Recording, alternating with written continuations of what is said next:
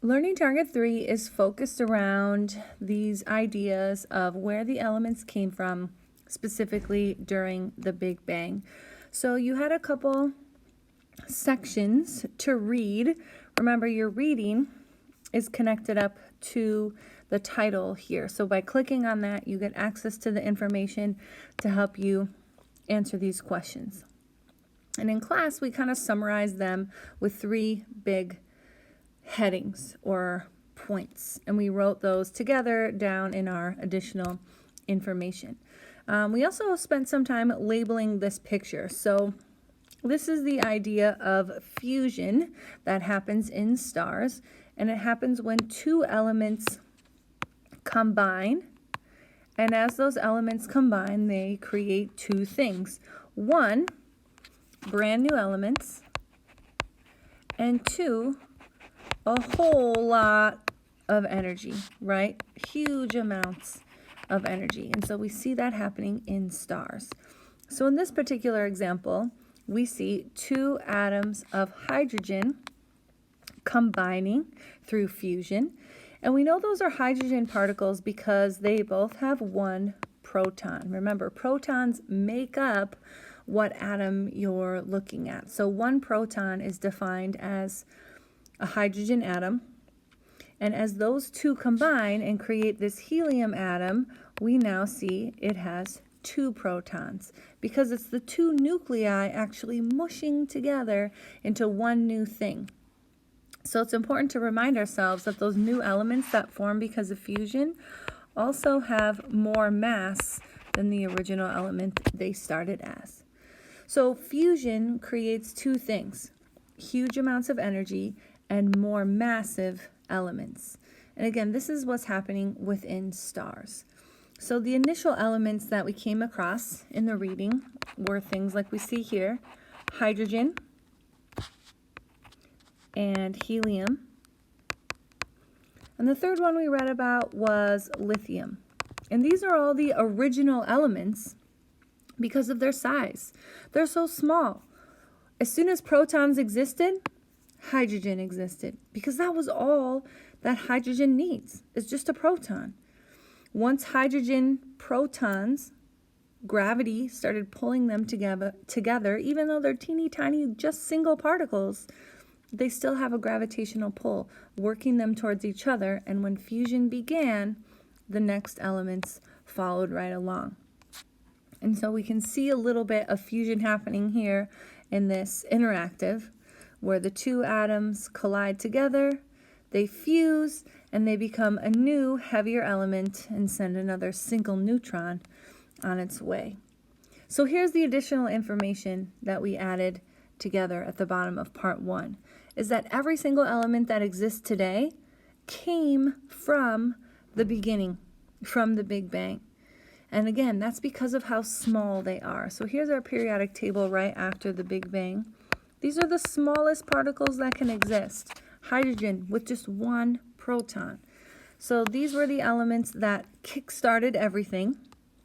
And then over time, as elements continued to fuse, become more massive, more gravity, more fusion, our periodic table got to this size that we see today, right? 100 plus elements.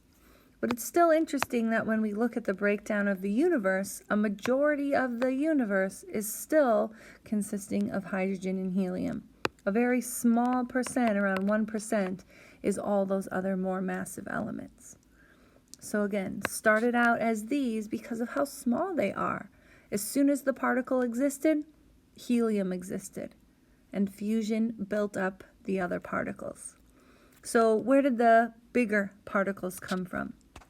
Well, it has to come from fusion, and only fusion in more massive stars. You might remember our sun is a kind of medium to smaller star.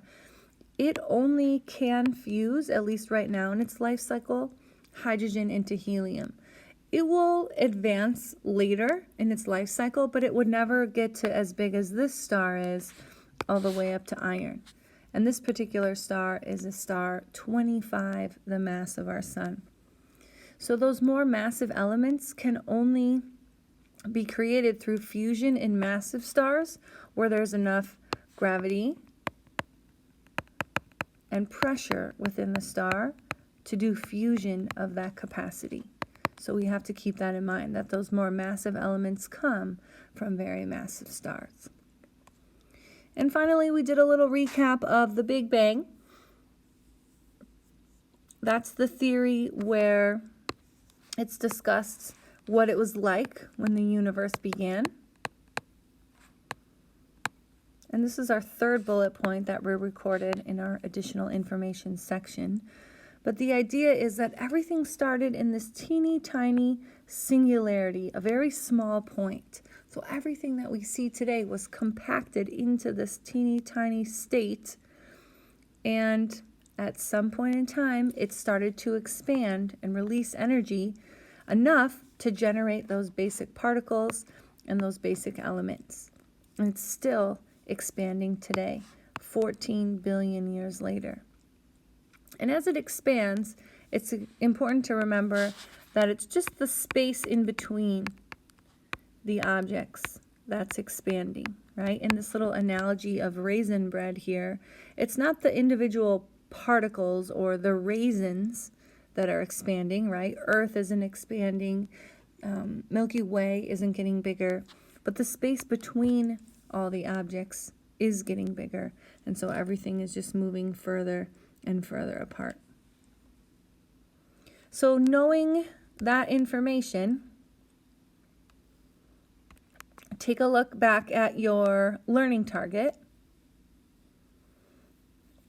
and you can use these guiding questions as you answer learning target number 3.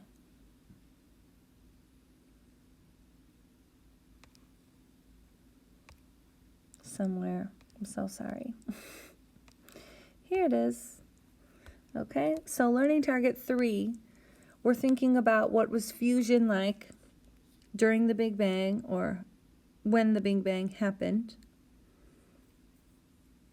So the guiding questions you can think about and go back through are, what are those elements that really kick-started everything, the original, and what about those elements made them the original ones? Okay, what happened as they were created? How did they get created? I gave you a little edit over here with your keywords. Sub out electrons for neutrons. That seemed to make a little more sense. And try to get those first 3 elements in there. I gave you the first one, so get those other ones in there. What about them made them be the original elements, and where did those others come from? How did they come into being?